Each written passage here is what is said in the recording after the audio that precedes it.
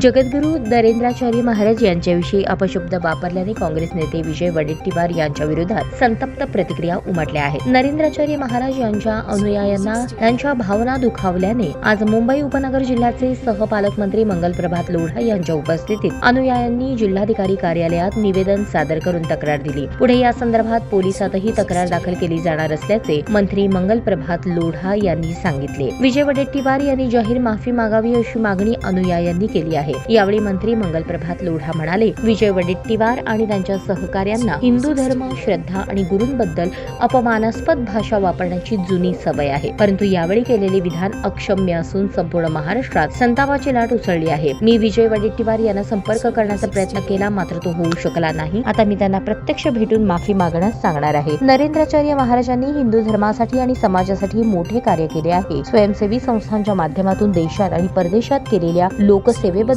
कदाचित विजय वडेट्टीवार यांना माहिती नसेल। जगद्गुरु नरेंद्राचार्य महाराज साहब बद्दल जे विजय वडेट्टीवार ने अपशब्द काढलेला आहे ते काही नवीन नाही आहे। ते पूर्वीपासून त्यांच्या सहकार्याच्या मनामध्ये हिंदू धर्माच्या प्रति अभिमानाची भावना आहे।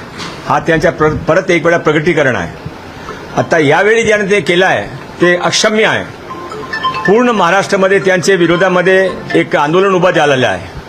आम्ही पण इथे सबर्बन कलेक्टर ऑफिसमध्ये येऊन कंप्लेंट दिली। आता मी पोलीसमध्ये जाऊन FIR पण देणार आहे। आणि क्षीरसागर सबर्बन कलेक्टर आम्हाला सांगितलं आहे की त्याने आमची जे जगद्गुरू नरेंद्राचार्य महाराज साहेबांचे संस्थाची जे कंप्लेंट होती ते CP कडे योग्य कारवाईसाठी पाठवणार आहे। मी आता इथे विजय वडेट्टीवारने फोन लावला, ते फोन त्याने उचललेला नाही। मी त्याने भेटणार आहे, त्याने बोलणार आहे, त्याने सांगणार आहे की तुम्ही माफी मागा। 7 दिवसाच्या आत त्याने माफी मागली नाही तर त्यानंतर काय होईल त्याने कल्पना नाही आहे त्यांची की हा आचार्य नरेंद्राचार्य महाराज साहेब किती मोठे आहे। त्याने पूर्ण देशामध्ये विदेशामध्ये धर्मासाठी, हिंदू धर्मासाठी जे काही केले, त्यांचे NGO वर्क, त्यांचे लोकांसाठी जे काम केले ते अतुलनीय आहे आणि त्यांच्याबद्दल असा शब्द कोणी माफ करणार नाही। त्याने लगेच माफी मागितली पाहिजे।